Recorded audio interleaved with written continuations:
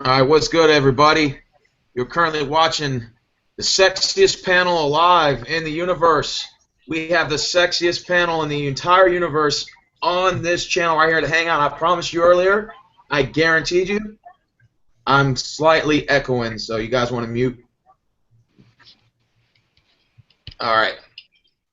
I want to mute. I don't want people to hear me echoing. I want them to hear me clearly. So we're going to do a Raw and SmackDown review like I promised everybody that we were going to do. And I'm going to go ahead and introduce the panel on the board before we kick off the show. So first kicking off is TTC Face-Off, other known as Matt Ogden. Matt Ogden, say hello. He's muted. Oh, he's currently on mute Wait. mode. What's up? Okay. Then we got the lovely Kristen aboard. The lovely Hi. Kristen, say hi. Hi. We got Kev's point of view. How you doing? And we got Ferris Muhammad. What's up, guys? Oh, man, he speaks a little Spanish today. I like that. All right, so we're going to go over Raw first, and then we'll go over SmackDown. And from audience, we're not going to try to go more than an hour and a half. If we do, we'll try to speed it up, wrap it up, or whatever. So we started about 3 minutes ago, 4 minutes ago, give or take. So by about 11 o'clock, I'll know, okay, we're in the first hour of it. So we're going to go over the Raw August 1st, 2015. This is post-draft. This is 2 weeks after the initial draft. So now the ball's rolling, and we're coming to the second biggest pay-per-view, which is SummerSlam. So how is this Raw extension going to work, or this brand extension? And we're going to find out, and we're going to review it and go over it and get your guys' thoughts. How's that sound? That's good. All right, so Sasha Banks and Charlotte comes out to start the segment, and Sasha's thanking the crowd, of course. Charlotte comes out. A couple of insults are thrown back and forth. She calls Sasha a one-night stand. And then in return, Sasha tells Charlotte, well, if it wasn't for your daddy, Ric Flair, having a one-night stand, you wouldn't be here today. So I'm not going to lie to you guys. I thought that the shots were kind of cool. Like the insults they were throwing back and forth were on point. I just want to get that out. So anyways, Jericho comes out and kind of sides with Charlotte because I guess they're both heels, so it kind of makes sense. And Jericho's saying, Charlotte has done more for Ric Flair. No, Charlotte has done more in her career in 3 years than Ric Flair has done in his entire career, which I think everybody on the panel can disagree with that. All right? And then Enzo comes out, and he's doing his little dance, and, he's got the crowd moving, which I'm not going to lie. Enzo, he cuts pretty good promos. He works with the crowd. Give him much respect for that. You can't teach that. Certified G. Man, that guy is cool as hell. So anyways, he sides with Sasha Banks. He's hitting on Sasha Banks. She's being receptive towards him. He ends up calling Jericho out. Jericho tells him, you better watch it. And anyways, Mick Foley comes out and institutes a mixed tag team match, which takes place right there and then. You got Sasha and Enzo versus Jericho and Charlotte. And the results of that match was Charlotte and Jericho defeat Sasha and Enzo on the interference of Dana Brooks. She kind of helped it out. I was wondering, what did you guys think of the segment, and what did you guys think of the match? And we'll start with Matt Ogden. Ooh. Man, where should I start? Honestly, I gotta disagree with you on this, Steven. I think that, honestly, the segment was pretty much whack. I just thought, like, the way the whole segment went, it's like, basically, Jericho repeating himself, then you got Enzo Amore and Sasha Banks repeating themselves. How you doing? How you doing? I mean, that may be cool to you guys, but to me, I just felt like the segment, the promo was whack, and I just felt like it didn't have much credibility, and I feel like the match was, they really didn't show much chemistry, both of the partners. Jericho and Charlotte, and then Sasha and Enzo. I just didn't feel like it was that great of a match and a great segment. I just felt like that, in my opinion. Okay, so Matt, what did you think about the insults that were going back and forth, though? Wait, what were the insults about the Sasha Banks or Charlotte saying she was a one-night stand, and then Sasha said, well, if it wasn't for your father, you wouldn't be here today. What did you thought of the insults? Did you thought that was pretty cool? Do you thought they were on point?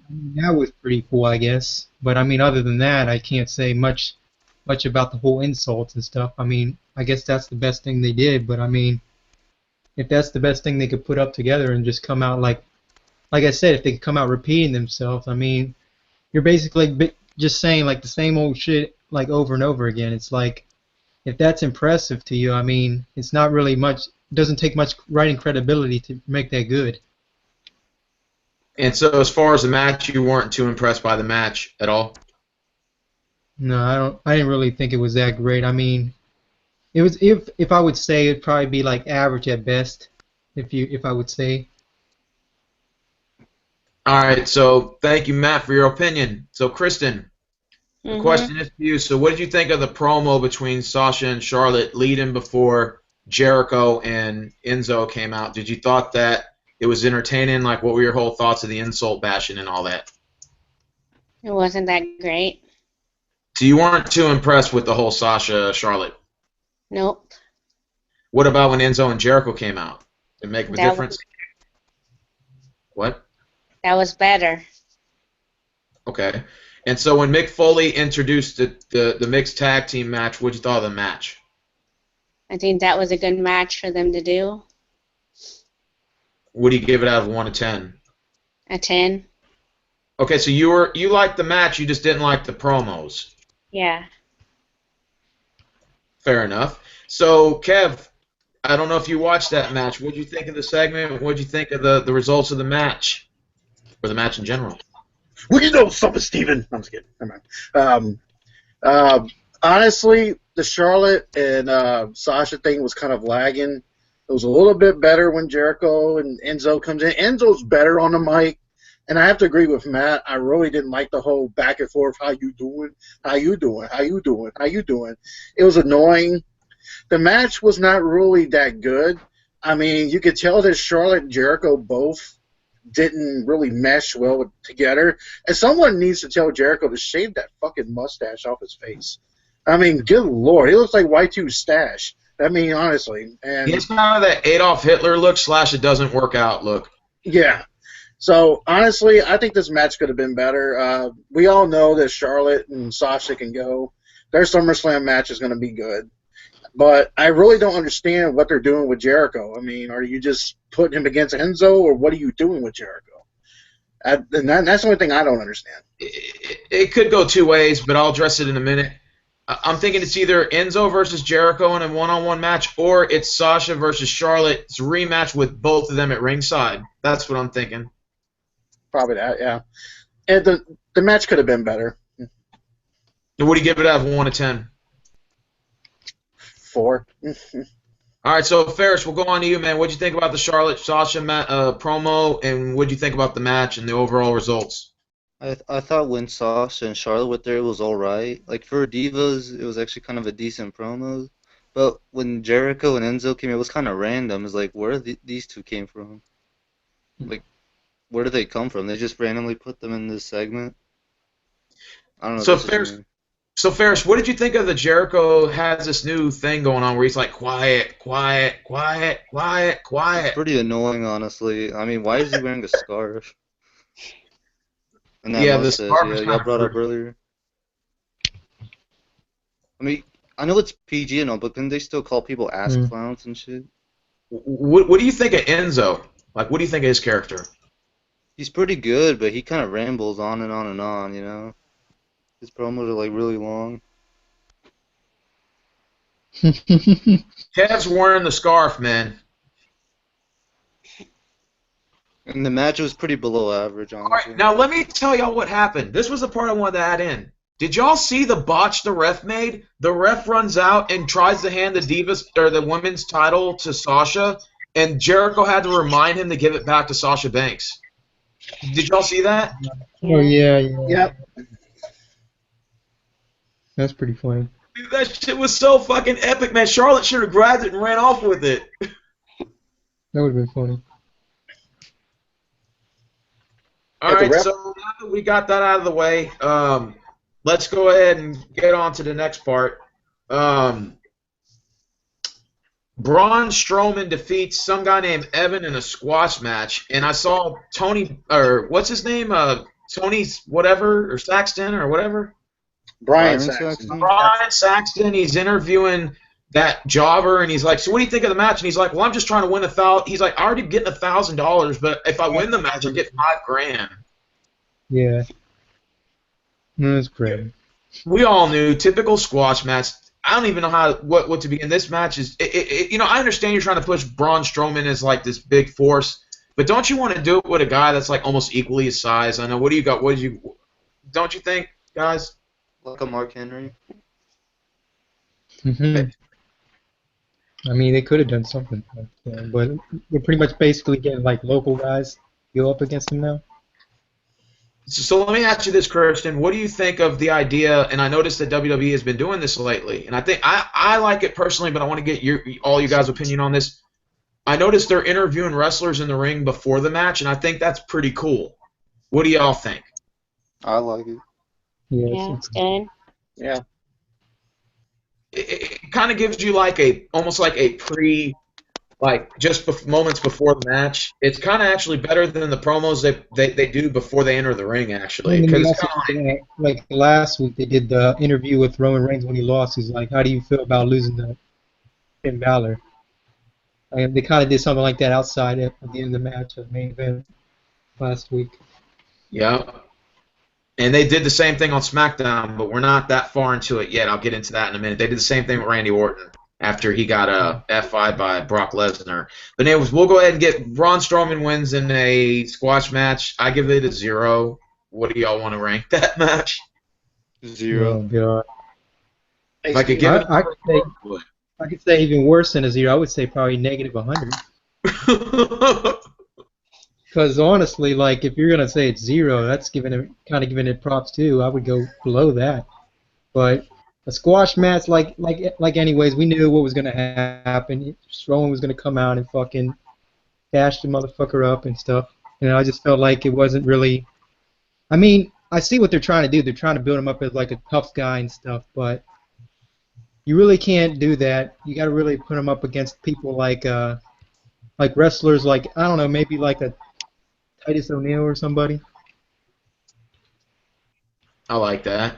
All right, so let's go ahead and get to the next segment. You got the Golden Truth versus the Shining Stars, and you got R-Truth running around chasing the Pokemon, or he's playing Pokemon, and what's his name? Goldust. Goldust. Yeah, see, that's how relevant these guys are. Goldust tells him, you're addicted to the game, and R-Truth's like, no, I'm not, and they're both in the ring, and R-Truth was supposed to tag him, or, Goldust went to tag him, but R-Truth moved up to try to catch the Pokemon, and then one of the Shining Stars got a roll-up pin as a result. Is it just me, or is it like Goldust and R-Truth are like these two guys that, like, have no potential, like there's no meaning for them whatsoever, and they're just put together, and it's just like putting two pieces of shit together, and it just makes a big shit turd. Yeah. Well, actually, I think they're doing something with this. I really think that they could possibly turn either Goldust or R-Truth heel. That's what it looks like it's doing, but then again, though, it looks like they're not doing anything with these two, and it's really sad. So, Paris, what did you think of the match? What did you think of the Shining Stars, the Golden Truth? Trash. What about you, I care Kristen? about this shit. You, Kristen? Oh, It her. wasn't that good of a match.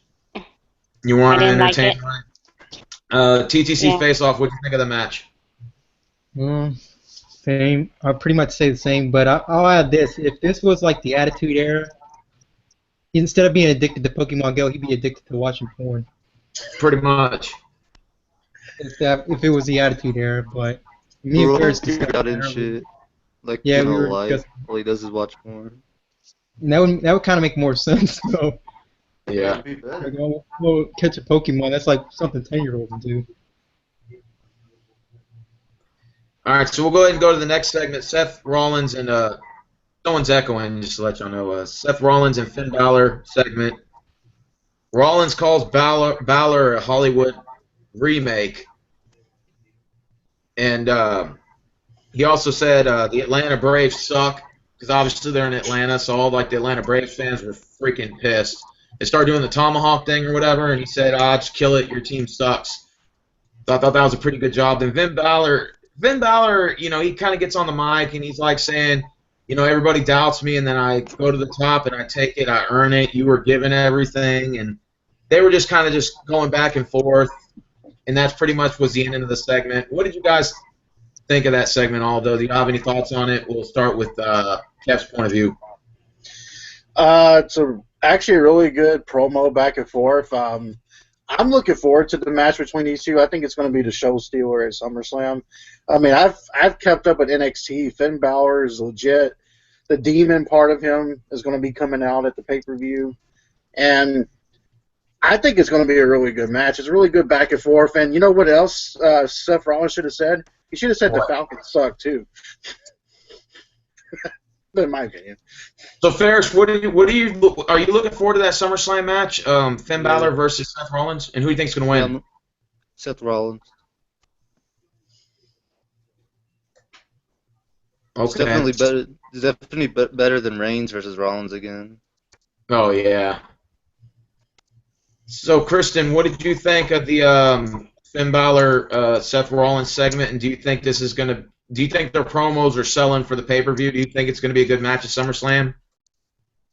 Yeah, and Seth Rollins is going to win that match. So you got Seth Rollins to win. Yes. Okay. What about you, Matt Ogden? What do you think of the whole Finn Balor Seth Rollins thing? Is there anything you want to add to it? I think it's going to be exciting. I mean, watching those two go at it. I mean, it's finally putting something good together. At least they're not like throwing the same old shit down our throats and put like Roman Reigns versus Seth Rollins, which would be more predictable anyways. At least they're going to do it like this way. And then it could be either way. Like, you never know who could win. It could be either the new dog or Seth Rollins winning it. So, I mean, I feel like it's going to be an entertaining match. All right, so now that we're going to go ahead and get past that, we're going to go ahead and get to the next match. Mark Henry calls out Rusev and says he's going to get like the United States title, and Stephanie says okay, she agrees with it. So Rusev has a match with Mark Henry, and it wasn't a squash match because like Mark Henry was dominating at the beginning. However, we all knew the ending result. Rusev defeats Mark Henry, retain the U.S. title. Were you guys entertained by the match? We'll go ahead and start with Ferris first. No, I mean, honestly, I thought they were going to make this match a little better, give it more time. But, of course, they were just, setting it up for Reigns against Rusev, which is probably going to be the worst match at SummerSlam. So, Matt Ogden, so what's going on with this match? Is it like big guy versus big guy? Is it like just two power hitters? We knew we're not going to get too much wrestling out of these guys. Yeah, that's what they've been saying, yeah, pretty much. Were you entertained by the match, at least from that? It wasn't a squash match necessarily. I mean, I was entertained, but I mean, like everybody in here, I mean, all the guys got to agree. Lana stole the show on that setting. She's wearing that gown. I mean, she stole. I mean, Lana's pretty much the whole thing of Rusev. Without Lana, the Rusev's nothing anyway. So, but honestly, I thought the match wasn't too bad of a squash match. I mean, you knew at the end he was going to submit, but everybody kind of knew that Rusev was going to win. So, Kristen, is this marriage is real, right? Like, all these pictures aren't them trolling, right? No, it's real. Wow. Rusev's not a good-looking guy. I don't know. I guess it must be money. He's not cute at all. Well, she's going to be feeding him beers every day when he's sitting in his car. She has a lot of money, too. So. Yeah. Are they both? They're both together, so like. Been together ever since. With their travel schedule, it's perfect. Yeah. So, Kev, what did you think? You want to add anything to this match? What do you think of the Mark Henry Rusev? Well, Rusev has done some good matches, but you just have to put him with the right person. Honestly, I'd rather watch the Cleveland Browns win the Super Bowl than watch this match ever again. Honestly, to be honest with you, it was setting up for the thing with Roman Reigns, and I just want to know something about this segment before. Where the hell did they turn Finn Balor into like a grease guy with the leather jacket? I mean, seriously? Oh, yeah. That was stupid. He's supposed to be like a vampire? No, no, he does like this thing at the pay-per-view where anytime he does a pay-per-view match, he does like the whole like demon stuff that he does. So We don't need another Deuce and Domino. no, Deuce and Domino. but I'm not looking forward to the Roman Reigns Rusev match. I mean, honestly, we've already seen it, and Probably gonna be the Plus, it's overrated. and Roman Reigns is overrated. So, Yeah. guys, now that we're on Roman Reigns, let me go ahead and get to the. Roman Reigns comes out to Rusev because he says that the Olympics is rigged, which I thought was pretty. That was the best promo I've ever seen Rusev cut. Cause he sounded very serious, and he was like, "Your Olympic team is just like you're basically American Nazis. It's like you rig everything, you rig all your sports, and you rig the Olympics. That's why you win, and you disqualify certain teams that have a chance of beating you. Your NBA is rigged." And I just said, "Dude, this dude was cutting an excellent promo. He says everything that we think on a normal basis on YouTube about sports being rigged, and he just basically just wiped the floor with that pipe bomb. Never seen Rusev cut a good promo. And Roman Reigns comes out, and Roman Reigns kind of has like this dark look to him. He looks almost like he's about to turn heel, like he's transitioned into a heel, but it seems like he's still kind of lost in translation, like he just doesn't know where his place is. Fans are booing him. Roman comes out. They're face to face. Roman delivers a couple Superman punches or whatever. My question is, it's not what you thought about Roman Reigns coming out to the ring to interrupt Rusev. My question is why is Roman Reigns not getting the reception after all this time he's been in wrestling? What is it that he's lacking? And we'll go ahead and I'll start with Kev's point of view. What he's lacking is, see, the one thing about Seth Rollins and the one thing about Dean Ambrose is when they all went single, Dean Ambrose became the lunatic. Seth Rollins became like the architect. So they kind of went away from the Shield thing. Roman Reigns still has the Shield gear. He still comes out to the Shield music. Roman Reigns just needs to change his character all around. And I think it's a character issue. It's a character issue, but I also don't think that they're letting him be who he wants to be. And plus, get rid of that god-awful Superman punch. That is the gayest shit I have ever seen. I mean, there is no way that you can jump in the air and then punch somebody and knock them out. I mean, and his spear is probably the weakest spear I've seen. So Ferris Mommy, what is it that Roman Reigns is lacking at this point in his career? Like, it seems like no matter what he does, he can't win the fans over. I just don't think he has the talent. Like, he can't talk. He can't, wrestle. He has, 3 moves? He just doesn't have it, and he's boring. Is there anything about him you like? No. So he just like his look, obviously. That's, the only thing. Or even mildly entertaining about him? No. He just has a badass look. That's pretty much it. So, Kristen, you're a female. The ladies like him. The soccer moms like him. And the girls do cheer for him, just like they do with John Cena. So what is it that Roman Reigns, he comes out to a lot of boos. In fact, he's getting booed more than Cena, which that's pretty bad. So what is it about him where's the disconnection with the crowd and with him? What is it that he's lacking that you think? He needs new moves, and he'll probably get it. Like, his moves are What about his boring. Huh? What about his character? It's okay. What do you think about his wrestling moves in the ring? He needs new wrestling moves.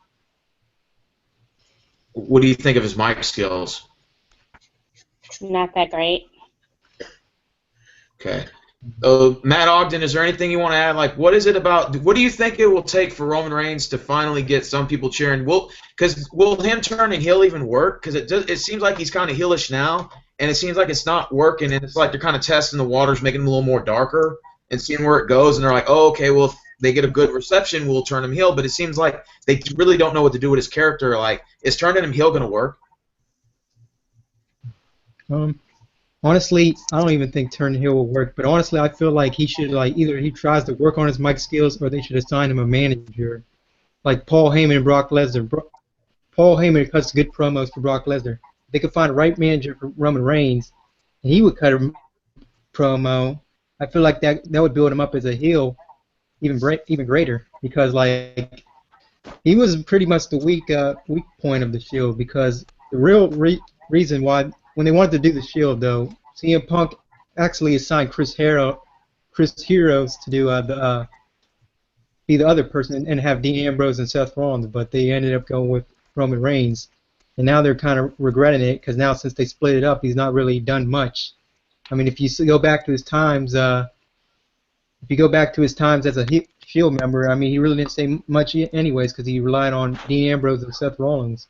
But I feel like, honestly, basically, you sign a manager. I feel like he could be better, change his character, tweak it up a little bit, make it more like a heel type of character. Then I feel like he could be better than he already is. Maybe have Okay. The Rock be his manager. Aren't they related? Yeah, that'd be pretty cool. So who do you got? Roman Reigns and Rusev at SummerSlam. Let's just say hypothetically it happens. Who do you got? Depends. Is it gonna be for the title or not? Yeah, it's for the U.S. title. I think honestly they'll probably. I mean, Rusev's been champion for quite a while. I feel like they'll give it to Roman Reigns. What do you think, Ferris? I think they may try this. They may put him in like 3 months, then lose the title and put him back in the event status.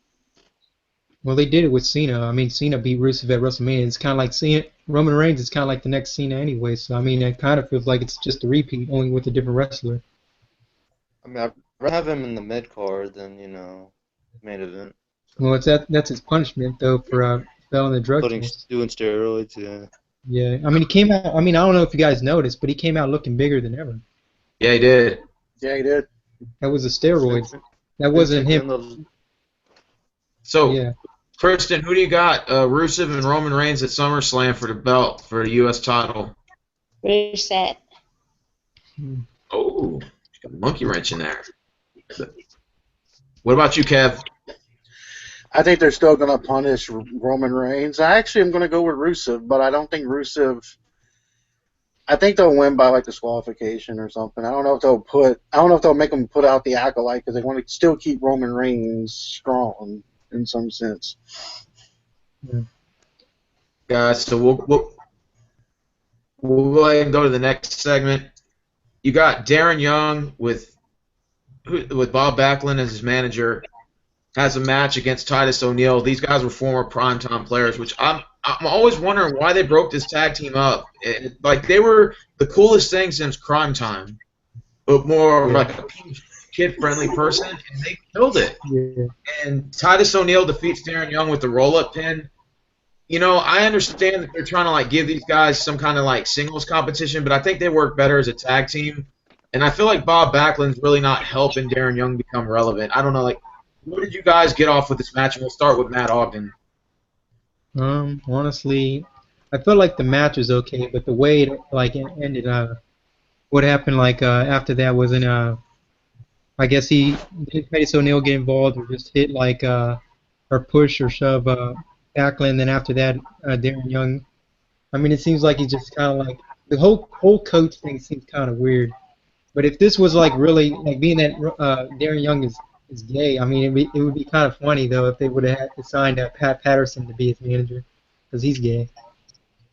I mean, that is funny, but it makes a lot more sense. But I guess you get Bob Backlund. I mean, looking like the big coach right there, and like little league coach, I guess. Okay, so Kristen, what do you think of the match between Darren Young and Titus O'Neil? Titus O'Neil wins with a roll-up pin. Were you intrigued by this match? Do you think these guys should be a tag team again? What are your whole thoughts about it? It should be a tag team match. They should be together again and wrestle. Do you think Darren Young? Do you think him having Bob Backlund makes much of a difference? No. I mean, I think Bob Backlund is actually selling Darren Young more than he's selling himself. What do you think, Ferris? Do you think that's the case? Yeah, I agree. You're right. I think they should be back. All right, Kev, what do you think of that match? Do you have any opinions to the match, or do you have any opinions as to Bob Backlund as Darren Young's manager? Do you think this will work out? They should be back as a tag team, and Bob Backlund. I agree with you, Stephen. Backlund's kind of promoting it better than Darren Young is, and I'm waiting for Bob Backlund to snap and put him in the crossface chicken wing. That's what I'm waiting for. I doubt it though, because it's PG era. That would be cool though.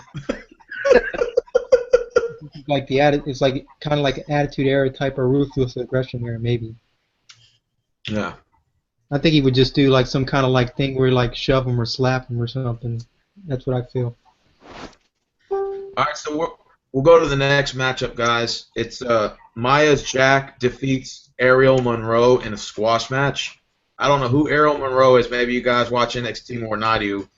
Obviously, there's a squash match. Maya Jax kind of reminds me of like a new form of like Karma, Yeah. kind of. But I don't know if she's white or Asian or whatever. But She's what? low. I like her character. Don't get me wrong. It's just when you try to put her and Braun Strowman against like these little midget people, it kind of doesn't really sell their dominance. It just makes them look overly weak, in my opinion, like overly pushed or overly booked. Yeah. What do you guys think? Yeah, I feel the whole. I mean, like they're basically. I can see what they're trying to do. Like just same thing with Braun Strowman. They're trying to like build her character up, make her feel like strong. But I mean, like it's got to be like against tougher divas eventually. Okay, so Kristen, who should they put Maya's Jack up against at SummerSlam? Because obviously we know that this is going to SummerSlam. Who's her opponent should be? Sasha Banks. Well, Banks is going against Yeah. Charlotte. So you're suggesting a triple threat? Yeah. I think that'd Okay. be cool. What about you, Kev? Well, honestly, I think they're doing the whole jobber thing again, like they used to do back in the early '90s, like with the whole beating up the jobbers and stuff, which is fine and all of that. But if Nia Jax was to have a match, I think it would be kind of cool with her and maybe someone like Paige, perhaps. Paige being a two-time Divas champion, it would kind of show her dominance if she went in there and just basically beat Paige up like a bloody pulp. What do you think, Ferris? What do you think Maya's Jack's opponent should be at SummerSlam? I agree with Kevin. It should be against Paige, but where has Paige been? Like I haven't seen her in a while. Is she injured? No, she's basically been having some time with Alberto Del Rio. Oh yeah, they had it all done a while ago. Yeah, she probably got time off from that. Yeah. What do you think, Matt Ogden? Do you think Maya Jax should face Maya Jax should face Paige. yeah. Yeah, I think that would be a better match. But if they make it as a squash match, they're just gonna make Paige's character look weak, though. Not a squash match, but like a 6-minute match maybe. Yeah. Yeah. They gotta, like, at least make it look like she puts up some kind of fight. They just Yeah. can't make it look like what Nia Jax has just basically been doing the past 2 weeks. All right. So now that we've pretty much said everything we got to say, we'll head to the next segment. The New Day defeats Andrews and Gallows, a.k.a. the Bullet Club. Mm. With Matt Ogden, I heard you. What's your opinion on that? Honestly, I don't know. I just don't think the New Day brings much charisma to the wrestling, because I feel like what did they do? Like when they did like the thing they were drawing like apples or bananas or something. It's like, really?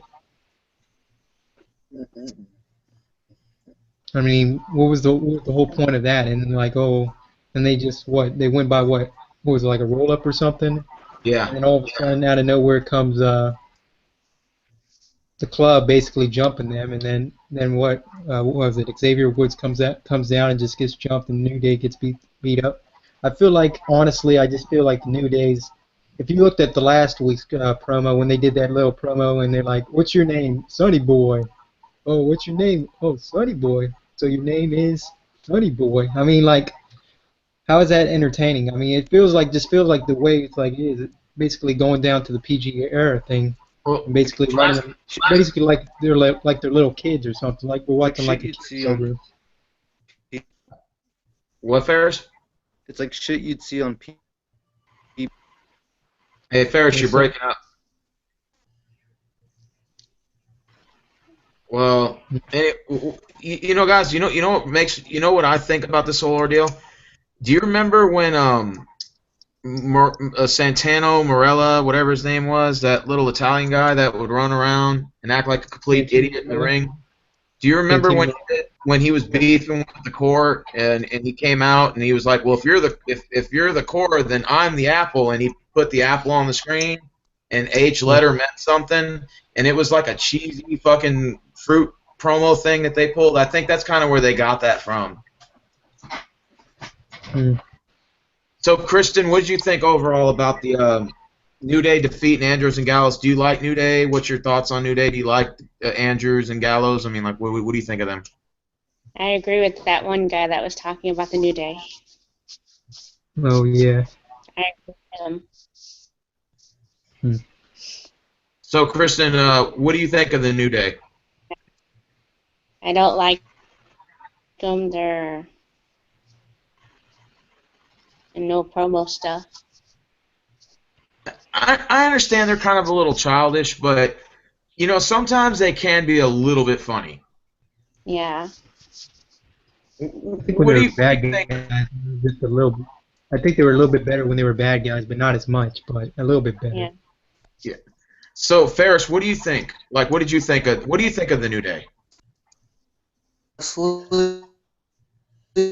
I mean, I don't like cheesy and shit, but I would make Black Lives Matter leaving in jerseys. Hey, Ferris, you keep breaking up again, brother. I don't know if you're standing close to your mic or if your mic's close to your TV or something, but it's echoing really bad. I think I understand what he said. I think he said you would like to make them like a Black Lives Matter type of characters. Oh, that would be so cool. And I think he said something about before he messaged me. He's like, make the club like basically skinheads. And that would be a lot better than it is already. So, dude, I mean, I give props for that. Kev, what do you think of this? If you made the New Day blacks for Trump. Well, if you're gonna do that, you might as well put them in suits with Black Lives Matter on it, and then put like the Trump hair on them.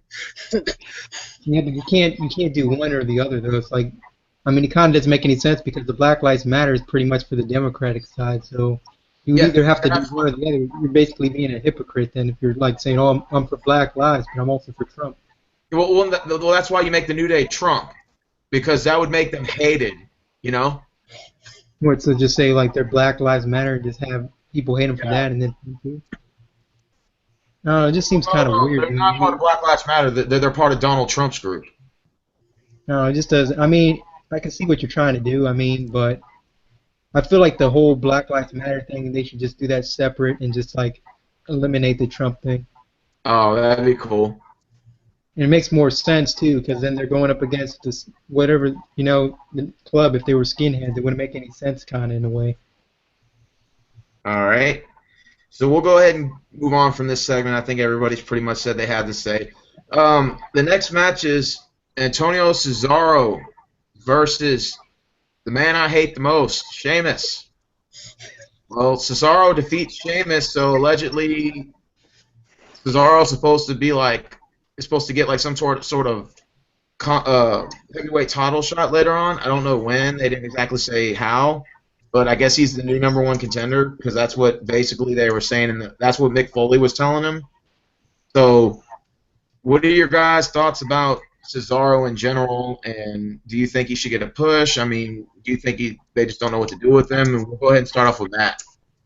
I feel like he deserves a good push. I mean, he's a pretty good in-ring performer. I mean, like, I don't see why not.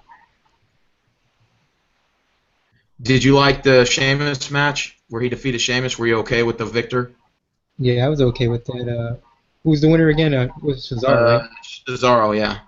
Yeah, I was pretty much. I thought that was pretty much the turning point of Raw. I think that's when Raw started to pick up. Is that match right there? So, what did you think, Kristen? Did you like the Antonio Cesaro Sheamus match? Yes. And Carl is better than Sheamus, so it was good. Well, obviously Cesaro, we all know that. Obviously, we know he's going to get a title shot. So, Kristen, you like Cesaro then, right? Yeah. Okay. All right. And do y'all see him having a match at SummerSlam, Kristen, or no? Yeah. Okay. So, Kev, what do you think of the Cesaro Sheamus match? And do you have any thoughts about it or anything to add to it? Well, I'm actually a pretty big fan of Cesaro. The guy can work in the ring. I remember when Vince McMahon did that whole thing on the podcast saying people need to grab for the brass ring.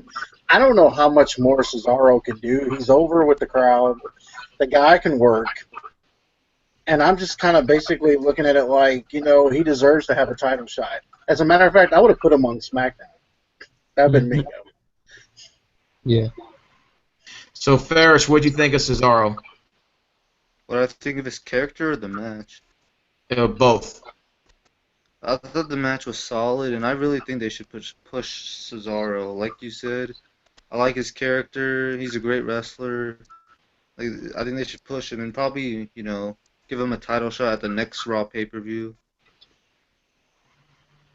But when are they gonna give him the match? Like next week? That's what I'm wondering. Yeah, I'm not sure on that.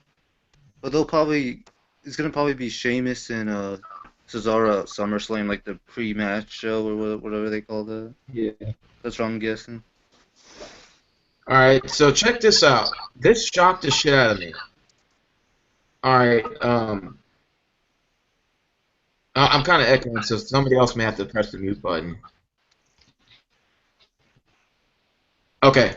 Anyways, Jinder Mahal and Heath Slater come out to the ring as a two-man band, and what shocked the shit out of me was that I didn't think Jinder Mahal was back. I thought they cut this guy because I saw him at ROW about 3 or 4 months ago, and he had a debut match there. I thought this guy was done. And he even threw some pod shots at WWE, was saying that he thought it was bullshit that they released him, that he never got a push to begin with. They never gave him a chance to work with his character. And all of a sudden, they rehired him. I was really shocked to hear that, to see them in the ring. Mick Foley comes out and was like, well, we don't really have any room left, but we have one more spot, and it's going to be Heath Slater versus Jinder Mahal. Winner gets a contract. And then Heath Slater says, no, the two-man band's not going to break up. And then all of a sudden, Jinder Mahal just gives him that Kevin Nash boot to the face, and then pins him 1, 2, 3, and Jinder Mahal gets a contract. We'll start with Ferris Muhammad. What do you think about Jinder Mahal back in the WWE? Like, I thought this guy was done with.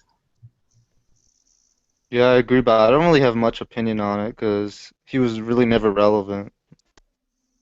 He'll probably just be a jobber again.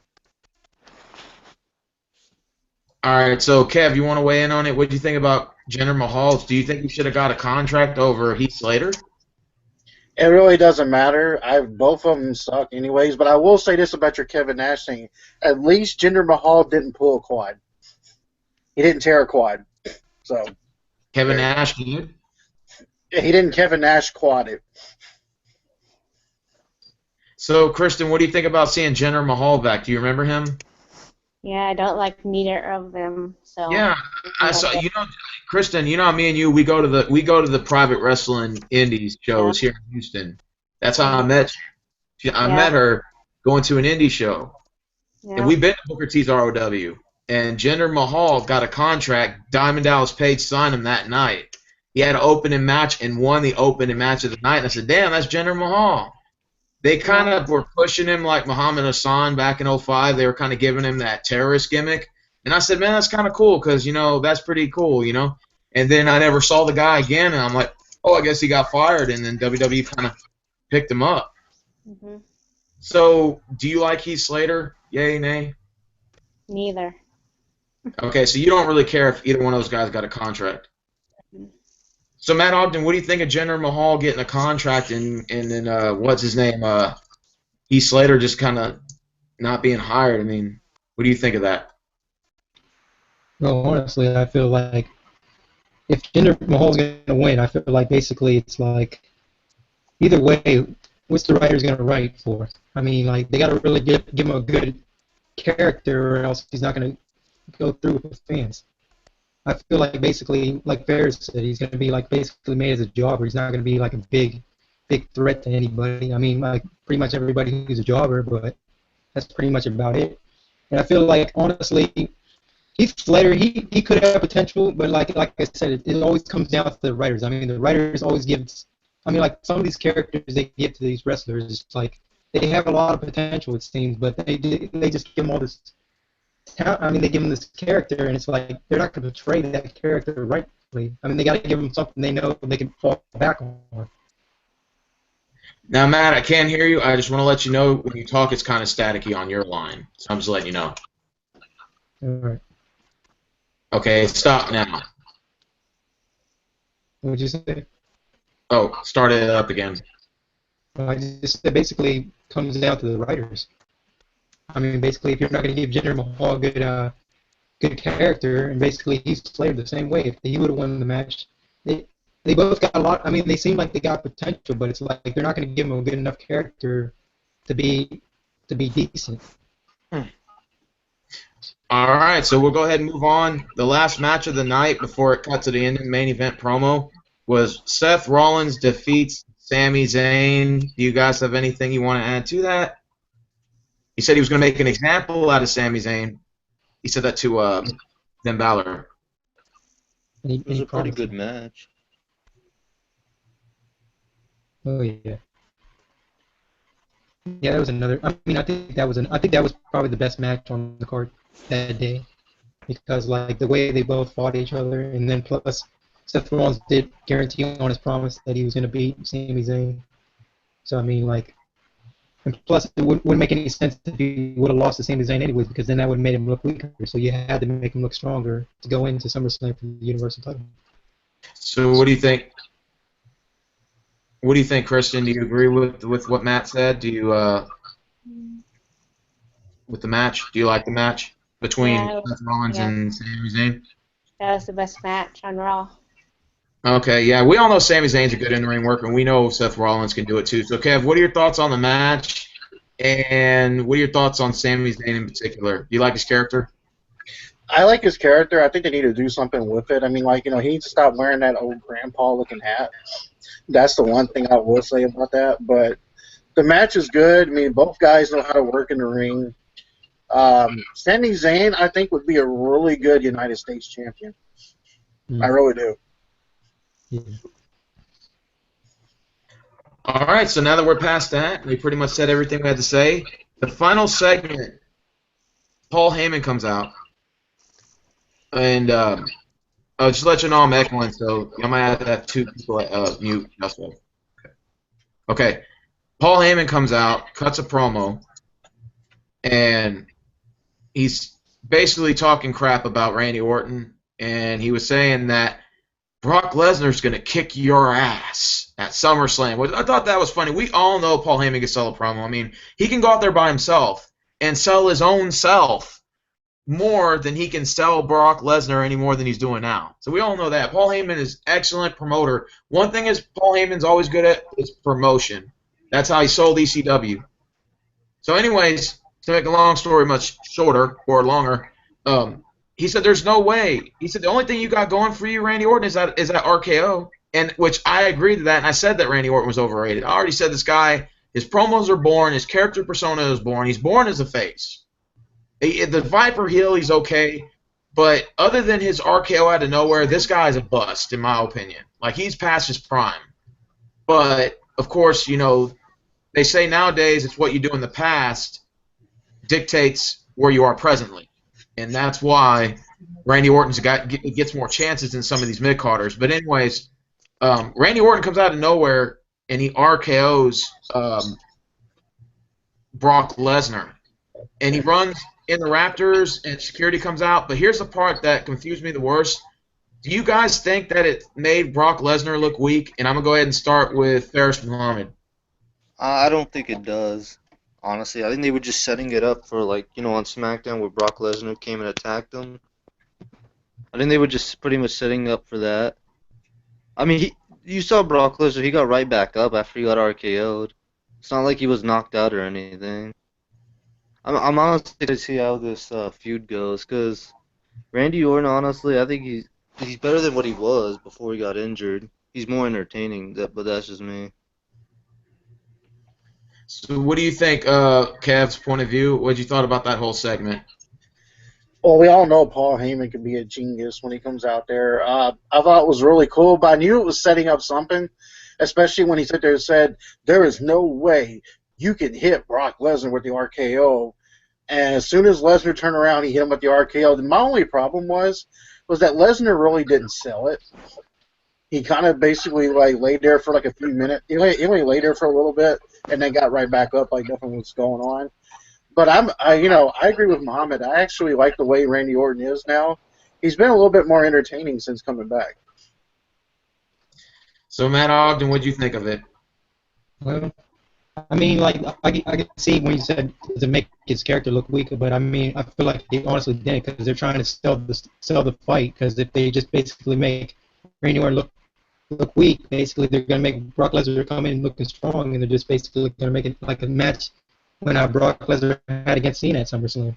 So I feel like that they did a good job at that. But yeah, I can see Kev's point of view though. He didn't sell the RKO too well because he would get up like a few minutes or a few seconds after. It's like basically showing basically he's still like a beast.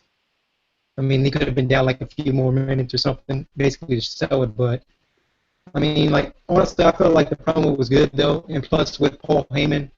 Honestly, I don't know why WWE doesn't hire him as a writer because I feel like he could write better stuff than most of these writers. And plus, ECW was pretty much of a success when he started it out. So, I mean, I feel like he could bring a lot to the table. And plus, his promos are gold. If it wasn't for his promo, I feel like I would have rated Raw a lot worse than I would have. So I feel like he kind of saved the show a little bit at the end with his promo and then the whole ending segment.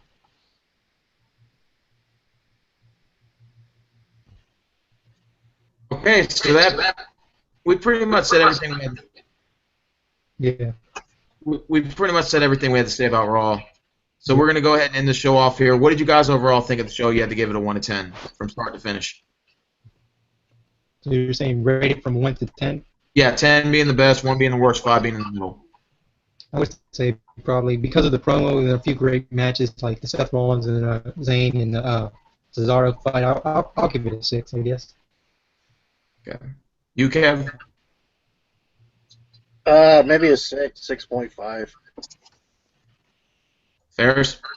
I say 5 out of 10 because the first 2 hours, besides the Balor and Rollins segment, was boring, but the final hour, saved the show. So I'll say 5 out of 10. All right, so we're going to go into Monday Night Raw. I give it a 6. Yeah, pretty All reasonable. right, so we'll go ahead and go over SmackDown. It's going to be a brief, short review, guys, so bear with us. We've almost been an hour so far into this, and I said the show was going to be an hour and 20 minutes. So, I mean, we'll get to that like in no time.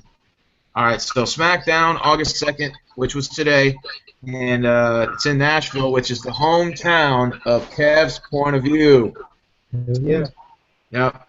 So the segment kicks off with Ziggler says he's been underrated and that he's been underappreciated for the last 7 years and that he has been passed up opportunity after opportunity, and this is now finally his time to get an opportunity.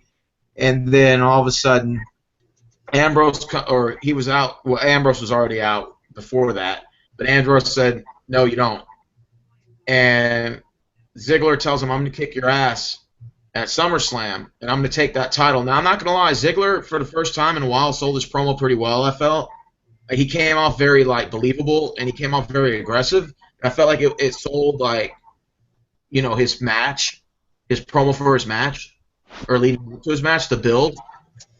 And then Ambrose told him, it's not that you're not good, it's you don't think you're not as good as you say you are.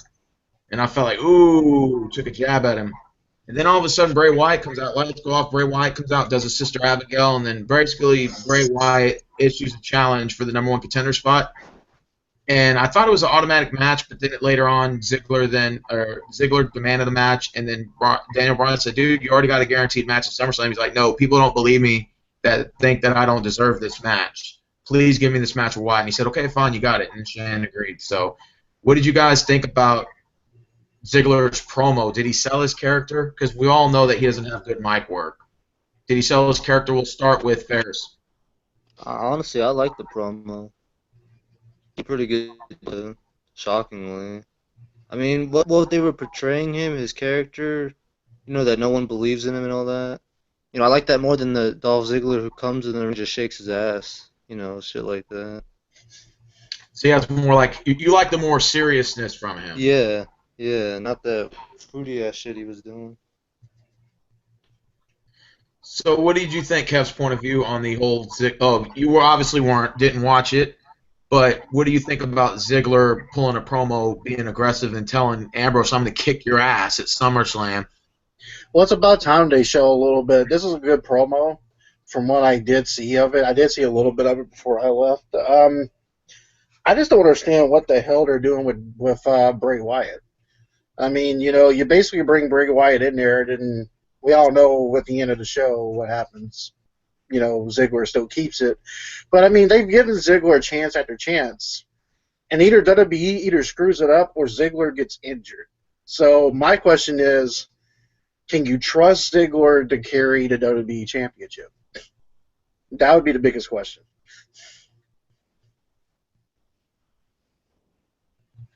I think selling it is going to. Well, obviously we know Ziggler's a good in-ring worker, but Matt Ogden, my question is, can Ziggler can he sell this promo at SummerSlam? Beating up, are we going to see a good build?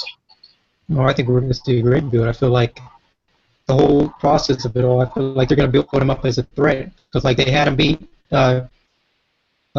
Bray Wyatt you remember with the turnbuckle thing and the super kick, that kind of makes him feel like a lot more edgier and stuff. It feels like it's going to bring a lot to the table. But I will say one thing about the promo. I feel like he brought a lot of charisma. I think both of them pretty much brought a lot of charisma. And Dean Ambrose pretty much shown why he's the #1 draft pick, and he's shown why he's the WWE champion. So I kind of like the way the whole feud is. I feel like that would probably been. I know everybody would have thought like, Wyatt or Ambrose or Cena and Ambrose, but I felt like this was a better fit for SummerSlam. I feel like this is going to bring. And plus, you got two people from Ohio. It's like the Battle of Ohio. Basically, it's like the Indians against the Reds, or the Browns against the Bengals. It's like the Battle of Ohio. Two guys going at it. Two different areas of Ohio. Two different cities of Ohio. And then this brings prestige too, because the Andy's up there fighting for an actual title. Yeah, and they're basically like saying who's the best of Ohio. And who could be. All right, so we pretty much got everybody on here, pretty much weighed out. So we're going to go ahead and go to the next one. The triple threat match is set up as Apollo Crews defeats Baron Corbin and Kalisto.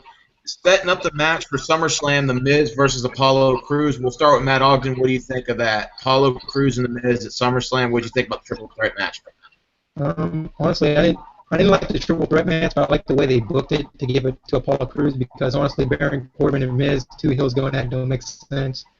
Kalisto and The Miz, honestly, that would feel like The Miz would be a huge favorite in that. So I feel like this would have been an equally match, an Intercontinental title match. I just didn't like the way it was set up, because it's like basically like a 5-minute match or something. I mean, I thought the moves were pretty much decent, but that was just my opinion. But I feel like Apollo Crews against The Miz is going to be a pretty entertaining match. I mean, it's not going to be that great, but it's going to be pretty much good enough to be an Intercontinental title match. Okay, so Kev, what did you think of the Apollo Crews winning? Well, I think Apollo Crews is probably the best person to fight The Miz, and it's going to be a pretty good match at SummerSlam. But the biggest thing I think is that Kalisto should have went to Raw, because Raw is going to be having the cruiserweight division, and honestly, honestly, Kalisto, they're trying to build Kalisto like another Rey Mysterio, but I don't think he is that good as Rey Mysterio was. This is my opinion, and I think this will be the best thing for The Miz. It's going to be a pretty good little match. So, Ferris, what did you think about the match overall, the Apollo Crews defeating Baron Corbin and Kalisto, and him getting the #1 contender shot for the Intercontinental title against The Miz at SummerSlam?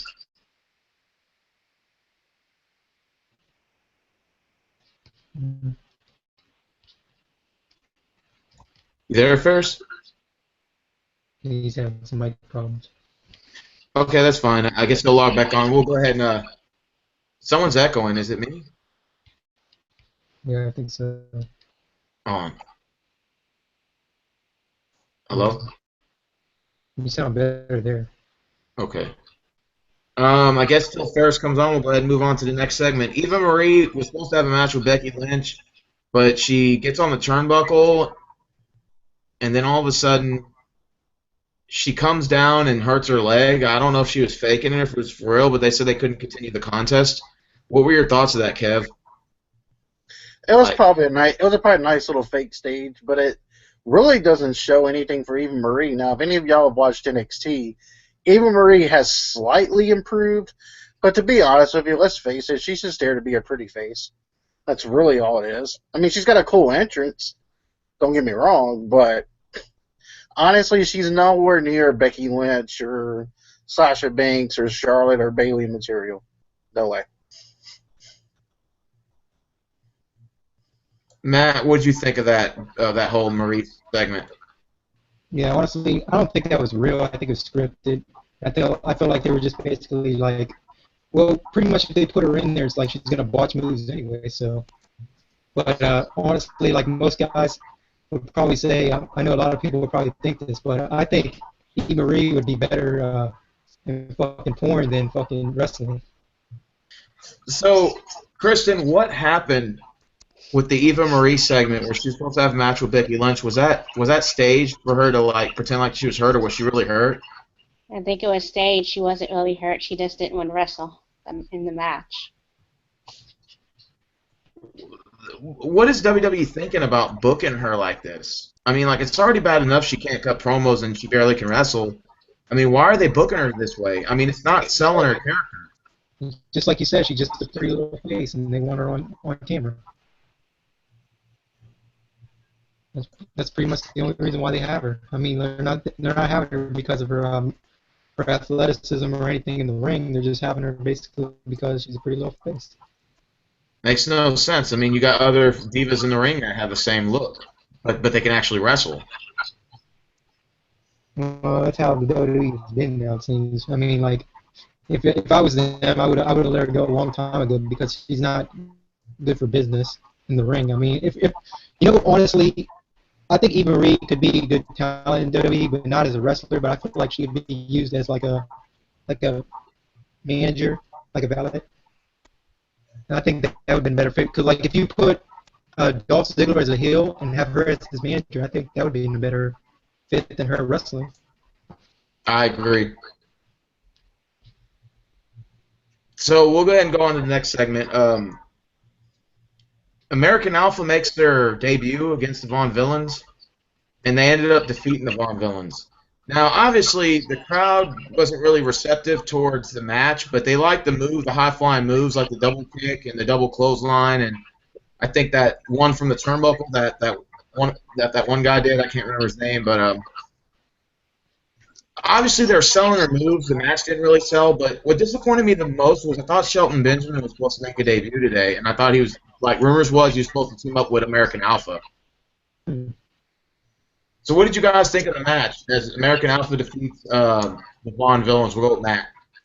I mean, I thought it was okay. I mean, like, I think American Alpha has potential. I mean, you just got to really give them more time in the ring. I mean, you really did see. I don't think you got to see much moves done by them. I mean, they did their thing and stuff, but other than that, I mean, it was an okay match. But I mean, I was pretty much not too impressed about it. So I feel like they should have more potential in SmackDown if they can give them better matches and better storylines.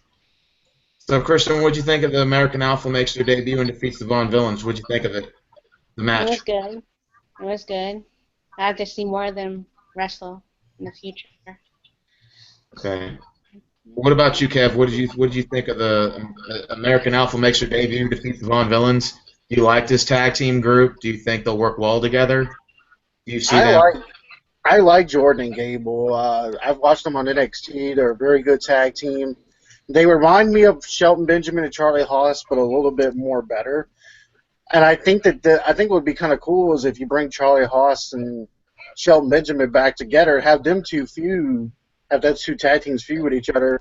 But apparently Kurt Angle is very impressed with Jordan and Gable, and he wants to work with the American Alpha. So I think WWE should bring back Kurt Angle for that. The only thing about that though is Jordan Gable kind of looks like Kurt Angle. And I know a lot of people. I don't know if you guys noticed, but like back, I don't know if you have Instagram and stuff like that, or social, and like on social media, they be posting pics. Like, remember that angle when Kurt Angle basically raped Booker T's wife? They're basically like saying like she's the mother of him, and it's like he's like the father of Kurt Angle. Like, yeah, I thought that was pretty funny. I don't know about you guys, but I thought that was pretty funny. But yeah, I feel like Kurt Angle though, that like Kev said, I feel like Kurt Angle could work with him. I think he can have a lot of potential working with Kurt Angle. All right, guys. So we'll go ahead and go off to the next segment. John Cena and AJ Styles cut a promo, and AJ Styles is basically telling Cena and his fans that they're delusional. He said that these fans are basically the kind of parents that have their kids get participation awards or win awards for simply participation, not for being a winner. A lot of fans look really mad. He said the kids are idiots, the parents are idiots and delusional. He said they're just like you, John Cena. They're taking shots at him. And then John Cena said, look, I come here because I love the business. And he said, I've been here for 15 years. I don't plan on going anywhere, blah, blah, blah, blah. And he said, if you don't be quiet, I'm going to shut your mouth, blah, blah, blah, blah, blah. So obviously this now leads to the SummerSlam match of AJ Styles versus John Cena, the rematch. So I'm wondering, what did you guys think of AJ Styles' pipe bomb? And he even threw a cheap shot at Nashville. I don't know if Kev appreciates that. He said there's a bunch of idiots. He said especially in Nashville. I think that was more of a TNA shot. Kev was telling me that off air. I'll have Kev go more into that of why, for the viewers who don't know about why he took that shot at TNA. But we'll let Kev weigh in on it. Okay.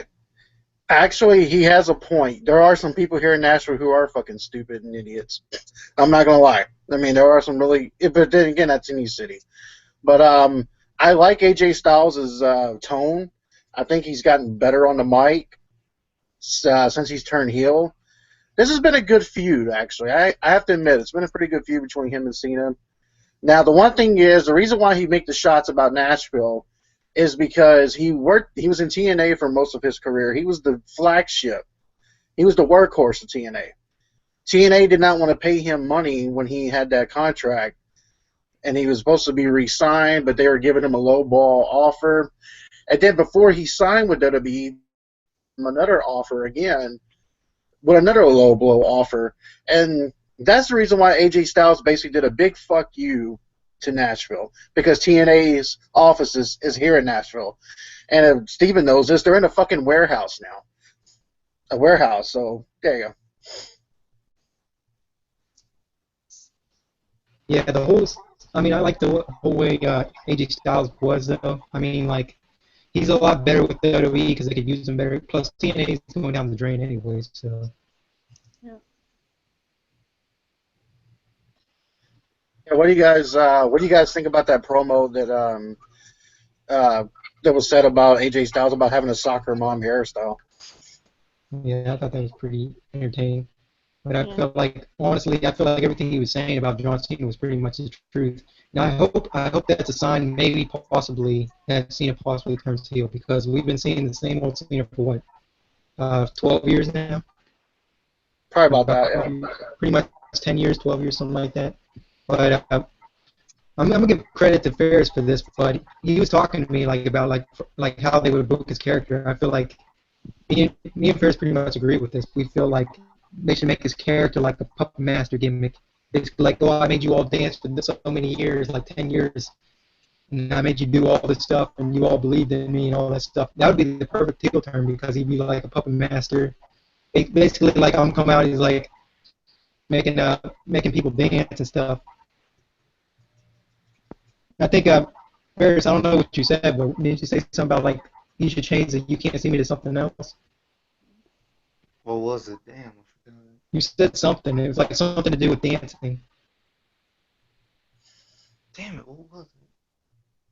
I forgot it. I thought, since he's on Smackdown, you know, he'd be like, I'll make you all dance, and then he's in a, like, wrestling match against Fandango. He's like, I'll make you all dance like Fandango. It's like bashing his character.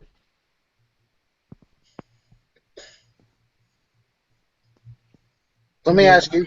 Let me ask you, Kristen. Since you are you a John Cena fan? No. Okay, because majority of like, especially here in Nashville, anytime I've ever been to the shows here in Nashville, he usually gets a pretty decent response, but he definitely gets a lot of women responses. It's just, I mean, it's just this baby face that goes for the kids and stuff. I feel like that's why they're trying to milk the money down as much as they can before they turn him heel. But I think honestly, everybody agrees with me. And I think if you guys agree with me or not, I think he's better. He'd be better as a heel because we've seen the same old face all these years. All right, sorry about that, guys. So, do y'all anticipate this Cena AJ match is going to be any good for WrestleMania? I mean, I have to ask you a question first, Steven. okay, How was that? How was? Did you take that Texan dump? yeah, Okay. it felt good, and it looked just like Cena. Mm. Hey, so Kristen, what'd you think of the AJ Styles? I know you were nodding your head when he was calling those kids idiots. I think that wasn't right for him to do, but I don't like John Cena, so I think he shouldn't have said that about the kids. Well, That was. yeah. So, what do y'all think of John Cena? Like, honestly, I don't hate him as much as I used to. No, I said this earlier. I mean, before you were going to the bathroom, I said this to everybody, Kev, Kristen, and Ferris. And Ferris pretty much came up with the puppet master gimmick. And I think the phrase Ferris said, if I'm not correct, but I think it said something like, instead of saying you can't see me, you can tell the fans you will dance for me. Like basically, like instead of saying you can't see me, he'll say you will dance for me. Dude, I should be So a basically, writer like for that. Basically. real turns heel, like basically like say, oh, I made you dance for all these years, made you believe I was a good guy and all that.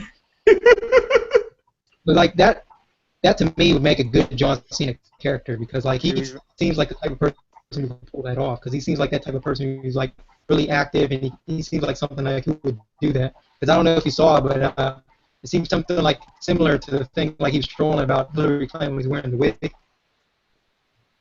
Yeah, I saw I mean, that. that seems like something he could do. He could really pull that character off. I feel like basically like say he would catch a lot of heat from the fans too. Plus they would all like anyways though. They're just basically trying to milk the money as long as they can with the kids and all the mothers and all that stuff, soccer moms and all that. Hey, Ferris, do you think John Cena would make a good IRS gimmick? You have not paid your taxes. Yeah. Better than I what feel she's like doing now. that just feels like a remake though. They're basically like making him as IRS. They should like build him up as his own character. Like the troll gimmick. I'm not sure. There's probably been wrestlers who's done similar stuff, but that's never been taken to the stream like by John Cena or somebody like the likes of that, like a big name. And I feel like that'd be perfect character for him because he could play it so well. And like basically every week it comes out says some kind of heat to basically piss the fans off. Dude, what if Cena wins a match at WrestleMania 33, and the match was if he wins all the championships from every competition in life. He buries the whole WWE. Like all the jobs you go to, it has Employee of the Month and it has all of his pictures on there, even though he never worked for your company. Yeah. Well, I have a well, yeah, I have a rebuttal to that, Steven. What happens if that happens, and he wins every championship? So that means you have to give him a Super Bowl ring. You have to give him the the Major League Baseball World Series championship. You have to give him the NCAA championship. Everything. Gold medal. And here's his interest, even Little League titles, and then he drives to the ring in a dumpster truck with all the championships in it. He's coming to see your title. Yeah, that'd be pretty crazy. Well, Oh. honestly, honestly, what you were saying, Steven, about Cena, I think it's the thing to do now. I think a lot of times the fans now they just do it to mess with him. A lot of times now, I mean, honestly, he's not going to be there much longer. Apparently, he's doing a lot more part-time stuff, and he can be quite entertaining at times, like he was at the ESPYs and stuff, and like when he dressed like Hillary Clinton at the Teen Choice Awards. But Yeah. But he could be, if he did some funny things like that, and they let him do stuff like that, that'd be more, that'd be cooler actually. The thing about Cena though is like with the whole when he said I'm for the WWE, we all know he's pretty much going to do part-time stuff. I feel like that'd be the perfect time because like basically he didn't stay his promise. He didn't say oh, I'm not for the. Basically like he's part-time and like he's not for the WWE every week. He's just there every once in a while. So I feel like if he would ever come back full-time again, then he could do that and say, well, I made you all dance for all these years. I made you think I was for the WWE when I really wasn't. Or something like that. Does he carry around puppet strings and a puppet with him everywhere? That would be pretty funny, but I think that would take it to the too much to the extreme. Is IRS still alive? Yeah. What if IRS was Cena's manager and Cena, like, he was training Cena to be the next IRS guy? Yeah, that'd be pretty funny. And both of them, like, he's like they could cut a backstage promo and he'll tell Cena, like, you tell this guy he never paid his taxes for this. Like, he owes you for that. And Cena will come out and, like, with the gimmick, and he'll tell Seth Rollins, you have not paid your taxes, like, as soon as he wins a belt. You know? Yeah. Actually, yeah, that's pretty funny. All right, so we're gonna go ahead and pass the John Cena jokes now. We're gonna go ahead and get to the Brock Lesnar segment where, well, actually, it's more like Randy Orton. He had a match with Fandango, and I kind of wondered like where they were going with this. I'm like, I guess it's a filler match, but I figured like there was something was gonna happen. And all of a sudden, Brock Lesnar comes out, F5s him, but instead of running out of the ring, Shane comes out with security and makes like Lesnar leave. And I thought that was pretty cool. Like, I thought Lesnar coming in the ring and just, like, performing the F5 was better than Randy Orton's RKO. Yeah. What did you guys think of the Brock Lesnar invading SmackDown? Mm-hmm. I kind of figured it was going to happen. I thought they should have done more. They should have made him beat him up, like, make him bleed and stuff like that. Yeah, that's a TV-14 era, though. They wouldn't. I mean, that's Attitude Era type of stuff, or Ruthless Aggression era. That's like basically what they did was the best thing I guess they can do for PG. Hopefully, they bring it back to TV-14 one day. Well, it seems like they're hinting on it because I've been hearing they were talking about going more edgier. I like that. All right, so let's go ahead and go to the final main event of the night. All right, Dolph Ziggler versus Bray Wyatt in one hell of a match. And Ziggler ends up winning the match and retaining the #1 contendership for SummerSlam. And quote-unquote winning Bray Wyatt's approval for saying he deserves that spot. So what did you guys think of the Ziggler match? And we'll start with Matt Altman. I thought the Ziggler match was everything it set up to be. I feel like, honestly, me and Ferris were discussing, we were saying possibly that Bray Wyatt could win or possibly it could be a draw or something. But I kind of felt like in the end, Ziggler was going to get the push because he has to make himself look strong for the fight against Dean Ambrose. So I feel like I also like I said, I like the way he did. Like when I know Bray Wyatt did the whole turnbuckle thing, but he kind of like pushed him to the turnbuckle, kicked him, and then basically did the super kick. I feel like that was pretty hardcore right there.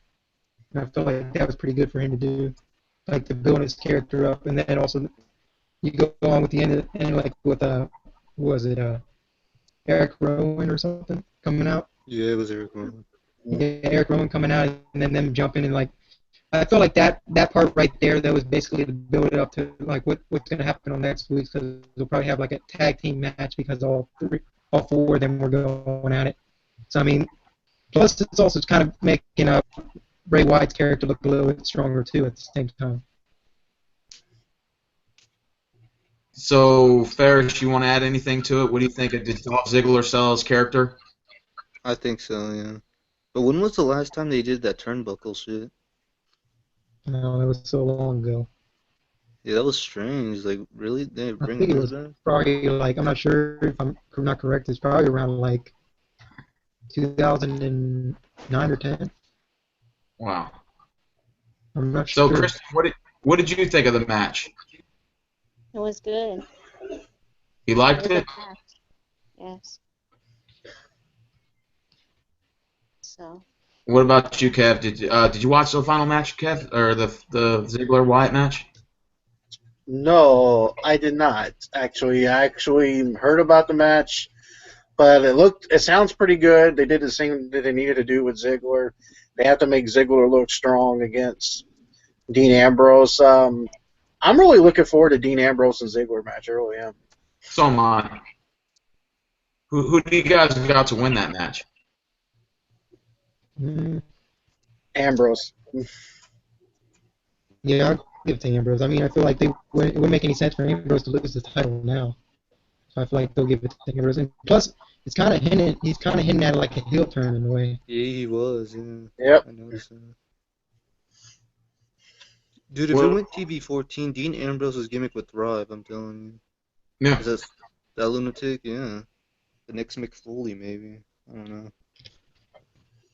I'm kind of looking forward to seeing what the interview is going to be like with the Austin podcast with him and Dean Ambrose together Oh shit! When's that supposed to happen? Next Monday. next Monday. No, he's gonna really pour out. He's gonna really go out of character in this. I feel he's gonna really speak his mind. Honestly, I think they should have added Bray Wyatt into the match because he has nothing else. He's not doing anything. They should have put him in that triple threat match against I'll be Ambrose honest. and Ziggler.